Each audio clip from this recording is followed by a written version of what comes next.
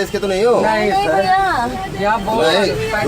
झूठ मोल मशीन पकड़ने वाली मशीन लगाओ भाई इनकी पीठ पे। हाँ तो उधर को दिखाओ, उधर को मशीन लगाओ इनकी पीठ पे।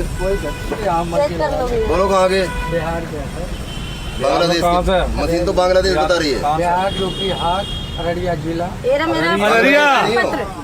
कौन है बांग्लादेश का? यहाँ सिर्फ अररिया जिला कि उत्तर प्रदेश के मुख्यमंत्री बाबा बहुत बड़े साइंटिस्ट हैं, बहुत बड़े साइंटिस्ट हैं। माने दुनिया में उनके साथ कोई साइंटिस्ट आज तक पैदा नहीं हुआ। नहीं, सही बोल रहा हूं। बाबा ने बोला कि अब मुसलमानों की बस्तियों में जाकर तलाश करो बांग्लादेशी कौन है। तो बाबा ने बोला कैसे पहचानना? बेचारे पुलिस वाले सीएम है, बोले जाओ और जाकर मुस्लिम बस्ती में जाकर पूछो तुम बांग्लादेशी है। वो बोलेगा नहीं है।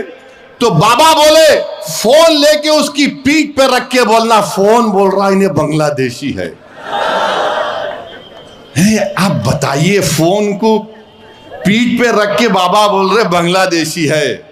बाबा कभी किसी के सर पे रख के देखना, इसमें भेजा है भी नहीं है। बेचारा एक 75 साल का बिहार अररिया का बूढ़ा बोल रहा मैं बिहार का हूं। नहीं, तुम बांग्लादेश के है। हम फोन लगा के पीठ पे फोन रख दिए, उन्हें बोल दिया। जिस्म पे बहुत से जगह पे लगा के बोल सकते क्या क्या हो रहा, समझे ना तुम।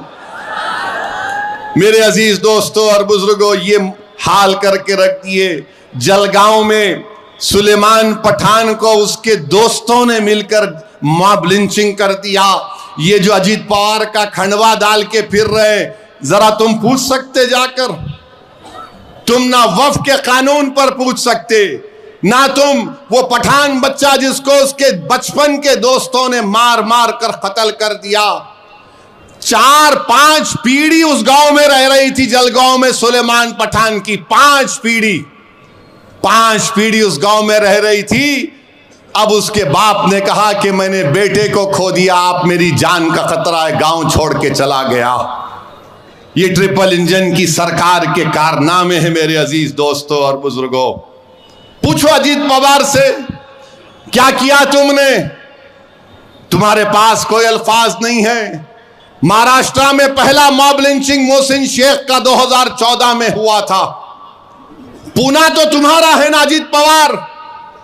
क्या तुम्हारा अजीत पवार मिला मोहसिन शेख के किसी खानदान वालों से जो आईटी की जॉब कर रहा था? खत्म हो गया केस। और यहां पर अमरावती में आके नहीं दादा बोले। अबे तेरा दादा कौन है, तेरे को पता भी है या नहीं है? मेरे अजीज दोस्तों और बुजुर्गों, एक मुल्क में एक माहौल बना के रख दिए कि बस नफरत पैदा करो भारत की सबसे बड़ी अक़लियत के खिलाफ। और ये लोग आते हैं, कांग्रेस पार्टी का उम्मीदवार है, कर्नाटका में कांग्रेस बरसरे इक़्तिदार है। बेंगलुरु में 300 मुस्लिम घरों को बुलडोजर लगाकर तोड़ दिया गया।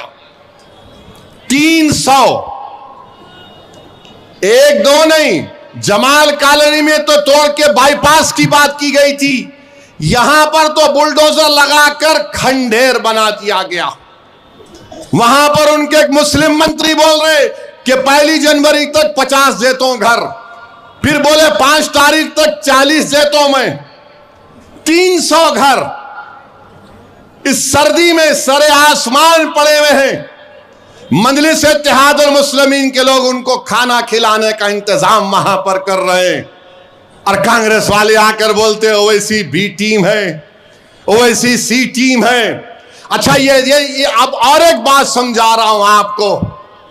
भारत की पार्लियामेंट में वंदे मातरम के 100 साल मुकम्मल होने पर जो हमारे मुल्क का कौमी तराना है, नेशनल एंथम जन गण मन है, उसकी बहस हुई। उस बहस में अजीत पवार के एक एमपी ने क्या कहा था? उस बहस में कांग्रेस पार्टी के एमपीज ने क्या कहा था? कभी आपने सुना उन लोगों से क्या कहा था उन्होंने? ये समाजवादी पार्टी भी आजकल इन्हों भी आते हैं। इन्होंने भी क्या कहा था, इनके एमपी आपने सुना। असदुद्दीन ओवैसी ने, मेरे भाई, मैंने अपनी तकरीर का आगाज किया कि 24 जनवरी 1950 को हमने संविधान अपने आप को दिया। तो संविधान का आगाज किससे होता है? We the people.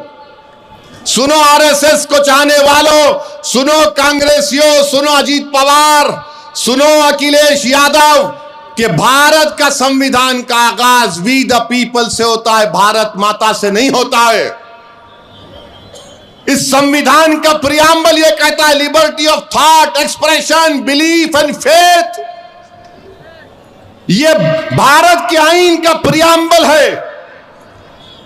मैंने कहा कि जब हम अपने आप को संविधान ये लिख कर दे रहे, कैसे आप मुझसे कह रहे हैं कि बीजेपी के लोग मेरी तकरीर के दौरान कह रहे थे कि भारत में रहना है तो पढ़ना पड़ेगा। मैंने कहा भारत में रहना है तो तेरे बाप का नहीं, सबका भारत है, ये पढ़ना पड़ेगा। अरे भारत का संविधान पढ़ो अनपढ़ो। आर्टिकल 25, 26 क्या पुकार पुकार कर कहता है? आर्टिकल 14 क्या कहता है पुकार पुकार कर? Freedom of religion. अज़ां हो रही, अज़ां हो रही, 1-2 मिनट रुकेंगे अज़ां। बिस्मिल्लाहिर्रहमानिर्रहीम।